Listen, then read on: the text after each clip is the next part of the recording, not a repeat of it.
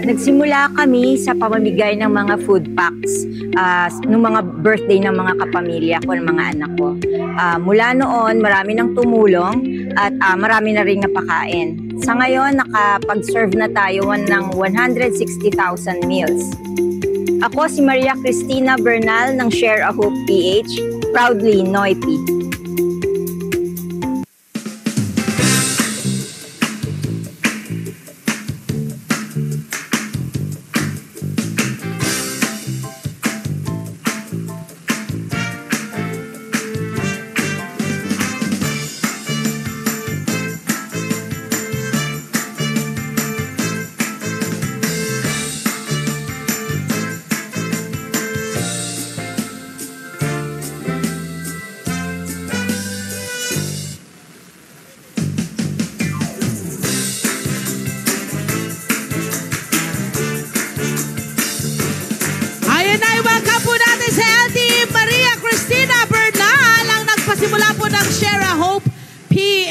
Para tanungin siya dito sa programang ito. Hi ma'am, good morning! Taga rito ho talaga kayo sa barangay na ito. At gusto ho naming malaman mula po sa inyo, paano ho nag-start itong inyong advokasya para sa ating mga kabarangay?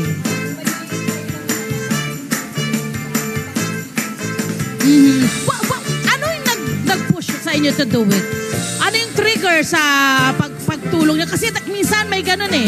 Parang may experience o di kaya yung lumaki ka sa something, meron kang na-experience na parang ito yung nag-push sa'yo na kailangan kong tumulong. Yung ganun po. Ano po yung story?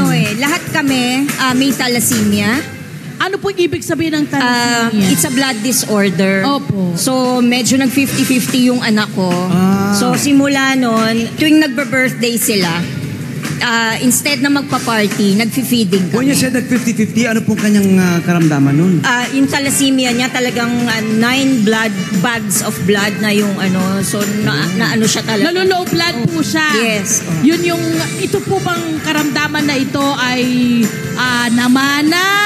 Paano po na nakuha? Kasi ang pagkakaalam namin, yung inyong 4 na anak, tama po ba ay merong ganong sakit? Lahat po ng babae meron. Opo. Tapos yung mga anak kong lalaki meron din, pero nagmamanifest sa mga anak din nilang babae. Ano paliwanag ho ng doktor? Bakit ho ganon yung nakuha nilang sakit? Blood disorder siya, genetics talaga. Mula po kanino? Sa side ng... Ako meron eh. So yung apo kong babae, meron na rin. So genetics siya. Yes. So ito po ay kailangan i-maintain? May maintenance sa kailangan gawin? Yes. Ano pong Tsaka maintenance sa kailangan food gawin? Food intake niya dapat healthy. Food intake. Yes. Wow, kailangan bantayan. At bukod sa feeding program, marami pa kayo ibang mga programa. Ano pong ibang binibigay niyo po sa We ating do mga kabarangay? bloodletting, medical mission. Okay. Madalas din nag-food rescue kami ng mga vegetables sa mga Yes. farmers. Yan. So, gaano na ho katagal itong ginagawa niyo pong pagtulong sa inyong mga Siguro yung kabarangay? feeding more than 30 years na eh. Kasi simula 13, 1-3. 30. 30! Yes. Wow! Pero yung others, lumaki na lang siya. Ito, during yung start na yung Taal eruption and then Opo. pandemic came. Opo. Doon na, marami nang tumulong. I'm sure marami na po kayo mga napuntang lugar. Sana po umabot ang inyong mga pagtulong. Nagpunta na kami ng Benguet, Quezon, Batangas, Baguio, Nueva Ecija, At Nueva ano pong ginagawa Vizcaya. natin sa mga areas na yun? Medical mission, Yun, marami. outreach. Yes. Recently, last Friday, nasa Daraitan Siguro kami. papuntahin natin yung Kaya mga nga. anak nila doon. Kasama Halika ni kayo Ma'am. rito. Kasama Kasama ni kasi, Ma'am yung mga ano anak to niya. it's a family thing. No? Naging, pati yung It's a pamilya, family pati yung mga affair. anak. Baka Hi, nga pati guys. mga apo, kasali na rin. Actually, Ay, That's diba? good, di ba? Yung naipapasa, di ba yung legacy, di ba? Correct. Na pagtulong. What's your name? Orange po. Orange and? Apple po. Apple. Orange Ang apple, ganda. mga pangalan nila, mga prutas. Si Grape. Grape. And? Banana. Banana! Cute! Bakit ang mga ganun ang pangalan nila? Sorry, kailan na-curious lang po ako. Garden variety, fruit variety. Diba? Correct. Sino ang pangalan po nun? Kayo po. yung course ko kasi nutrition dietetics. Ay, kaya. So talagang Anong nasa nickname? food na Anong ako. nickname mo? Orange. Si Banana, anong nickname? May Banana. full name naman. Pero, nicknames. Yes. These are nicknames. Cute. Oh, nice. Yeah. Okay. Eto na tatanungin natin. natin sila kasi sila rin ay kasali dito sa ginagawa ng kanilang mommy na pati kayo ay nasali na rin. Ano yun? Parang kusan yung sinabi sa mom nyo na, Mommy, gusto ko rin sumali dyan sa ginagawa. Yes po. Actually, parang nakasanayan na lang din po namin talaga na tumulong kasi nasimulan po siya sa ate ko. Tapos, Sino si ate mo? si Ate Apple po. Parang bunso si ate. Tapos po hanggang sa nagtuloy-tuloy na po yung namin na parang naging routine na siya, naging routine na namin. Base dito sa ginagawa nyo, ano yung parang natutuhan ng ninyong magkakapatid dito sa ginagawa nyo? Ano yung nakita nyo? Hindi lang po siya teamwork. Lumabas din po yung pagiging bukal sa loob, yung pusong mamon na sinasabi po. Natutunan din kasi namin sa mami po ni mama, sa lola po namin na it's better to give help. Iba rin po yung nadadala ng pagbigay ng tulong sa ibang tao. And yung thank you nila, yung smiles po nila, iba yung feeling. Nakikita nyo ba to, Grape, na ikaw, Grape, nakikita mo ba to na pag nagkaroon ka na rin ng sariling pamilya, ay ituturo mo rin sa kanila yung ginagawa ninyong pamilya? Opo. Bakit sa tingin mo mahalaga itong ginagawa ninyo? Para rin po sa mga pamilya na mas okay po siya na, nakakatulong po talaga ng malaki lalo na sa mga nangangailangan. Totoo naman, Mami. Mami, ang ganda ng impluwensyang ginagawa mo para sa mga anak mo, hindi po ba? At syempre, ito po ba meron kayong tinatanggap na mga miyembro or nag-ano rin po ba kayo ng mga volunteer? Lalo na, pag malakihan, pag mapupunta sila sa ibang mga lugar, may mga disaster. Tulong. Yes.